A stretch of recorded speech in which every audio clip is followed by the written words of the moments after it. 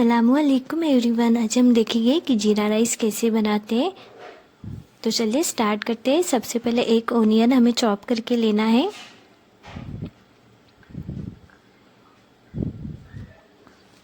देखिए मैंने यहाँ पर ऑयल और देसी घी मिक्स करके उसमें ली हूँ। यहाँ पर मैंने 2 खाना पत्ती के लीव्स डाली, उससे स्मेल बहुत अच्छी आती है।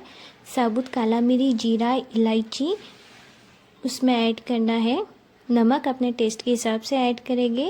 देन फिर उसमें पानी ऐड करेंगे और वॉश किए हुए चावल।